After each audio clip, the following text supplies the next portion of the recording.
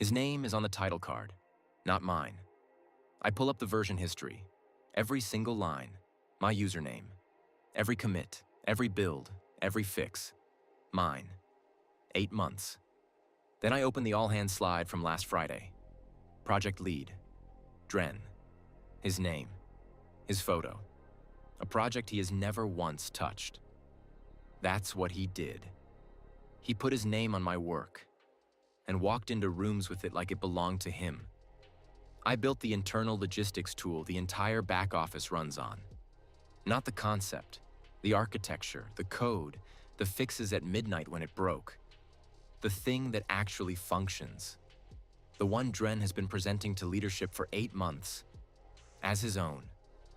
Dren is my peer. Same title, same floor, same open plan office.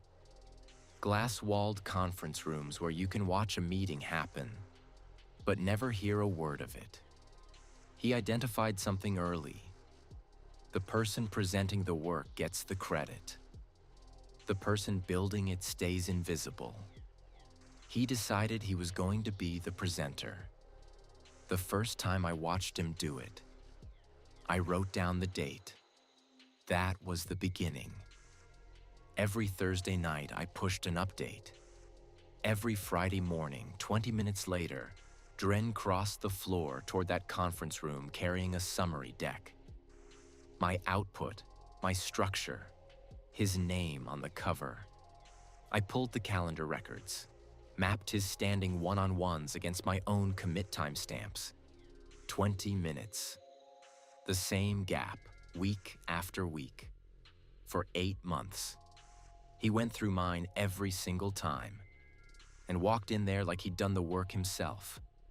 He wasn't building in parallel. He was reading mine, repackaging it, and presenting it as his. 8 months, without one word to me about it. I started keeping a file, then I found the emails. He was forwarding my summary language to leadership, my exact words, my sentence structure, the breakdown I'd written. Lifted, pasted, his name in the sender field. Not paraphrased. Taken whole. I scrolled to the top of the thread. My address was gone. He stripped it out before forwarding. Left no trace.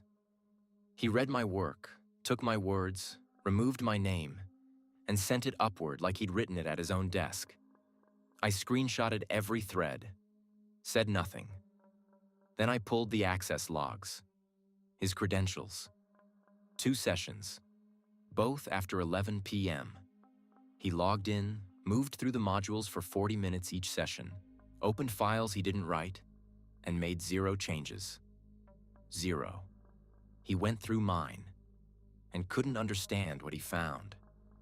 Trying to get underneath a story he'd been telling for months before someone asked him a direct question in a room he couldn't exit. He couldn't do it. He logged out both times and went to bed. 0 changes.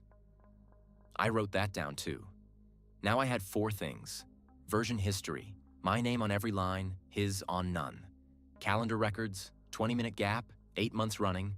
Email threads, my words, my name stripped out. Access logs, 2 late-night sessions. 0 output. I kept it all.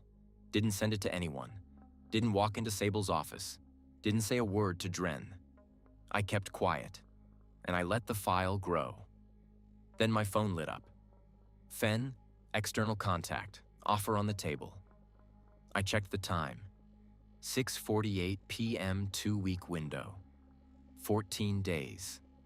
If I walked out that week, Dren inherited the project by default. His name was already on the official record. He would have kept everything I built, and I would have handed it to him by leaving. There would have been nothing with my name attached, not one line. He would have crossed that line for free. I was not going to let that happen. I scheduled a process documentation session. Knowledge transfer, what any analyst does before a transition. Routine. Sable approved it the same afternoon.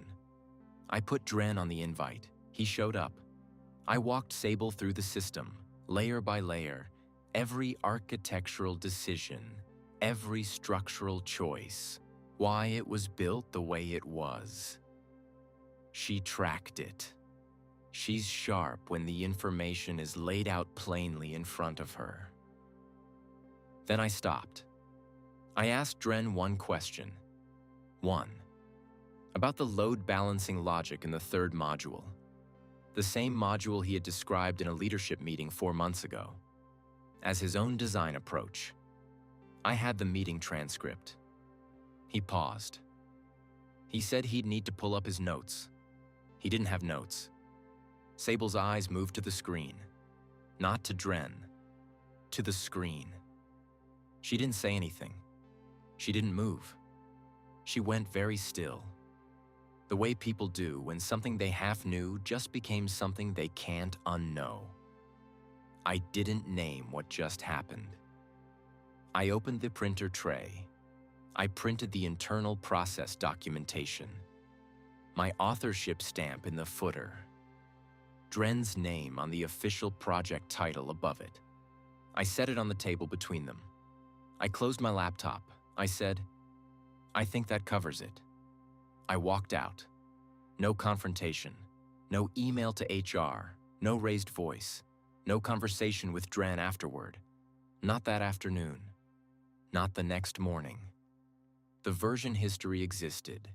The access logs existed. The email threads existed. And now Sable had sat in a room and watched Dren go silent on a question he had been credited with answering for 8 months. Sable's hand didn't move toward the document on the table.